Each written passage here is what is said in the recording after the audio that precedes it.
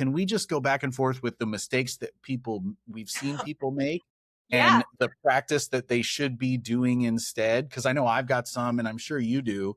So what comes to mind when I ask you that? One of the big, I don't know if it's a mistake, but it's something that I would love to make people aware of, just to see if this is potentially something that you notice.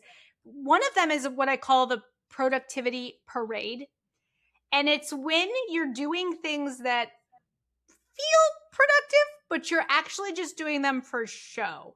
And here's what I mean. It's showing up to meetings that you think, I need to go to that meeting so people can see me. I need to be on Zoom with my camera on so everyone can see me, can see that I'm there. It might be replying to an email late at night. Maybe it's so people are like, oh, yes, Brian, great job. Like hitting reply all so we all know that you're working Tuesday at 10 o'clock at night. Like, good for you.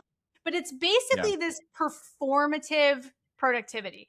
And it's things that we do, if we're really being honest about it, that's like, I'm doing it for show. I'm doing it so people can see me.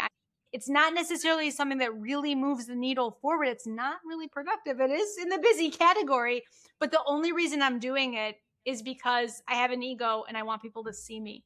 So my encouragement for people would be to think about, how does that look for you? I'll give you a quick story, Brian, if I may. There was someone I was working with, and she said, I was describing the mouse jiggler. Have you seen this? It really came to be during the pandemic. So it's this little, so if you're listening and you don't know, it's a device that your mouse sits on, your computer mouse sits on it, and it jiggles your mouse just enough so the green light status is on. So of course it looks like you're working no matter what you're doing. And, if you're a business that runs on Microsoft or Teams, it keeps the green light status on, right? So people were using this during the pandemic. So I'm talking about this, and this lady says to me, oh my gosh, we had to let somebody go because they were using the mouse jiggler. And I'm like, oh my God, that's terrible. But really what I'm thinking, and this is really for you as a manager, is to think about, why do people on your team think they need to be using the mouse jiggler in the first place? Like, what benchmark are we measuring that people think, well, if I just keep my green light status on, that's productive, that's getting the work done? It's not. And so my encouragement for anyone managing anyone else is, are you measuring things that are performative, productivity parade, or are you really measuring metrics that truly, truly matter for your team? So that's a question I would certainly want to leave people with today. Gosh, yes. It's the butts in seats. That's the problem that I have with the get back to work thing and the back to the office thing, is if you're rating somebody based on whether their butt was in the seat, or like you said, the mouse jiggler, was their status green? I mean, the reality is, if their status is green, whether they're sitting at their desk or not, most people can get their teams on their phone anyway. And if you're able to communicate with them and they get back to you in a timely manner, then why does it matter? Why does the green versus the yellow matter, to your point? Oh my gosh. Yes, absolutely. And I would just really Productivity parade. people, I like that. Yeah, productivity parade. I was the princess of the parade for a long time, I will say. Because, being present. I'm sorry, you said I was the princess in the parade. And it's like, oh my God.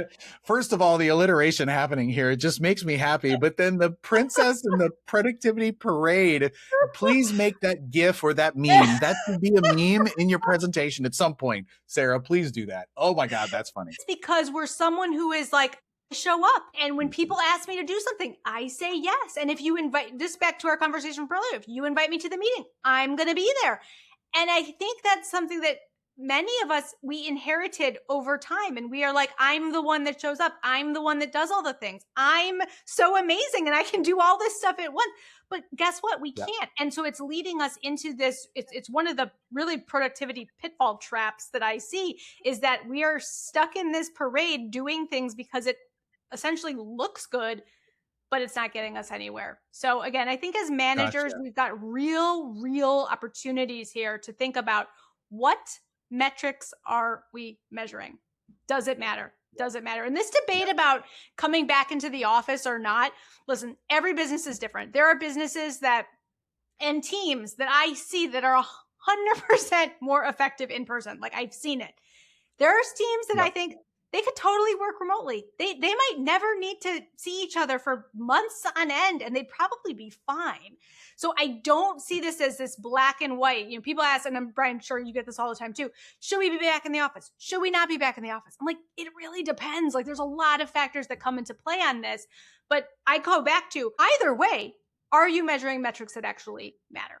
And that might lead you to the answer of whether your team should be with you or not.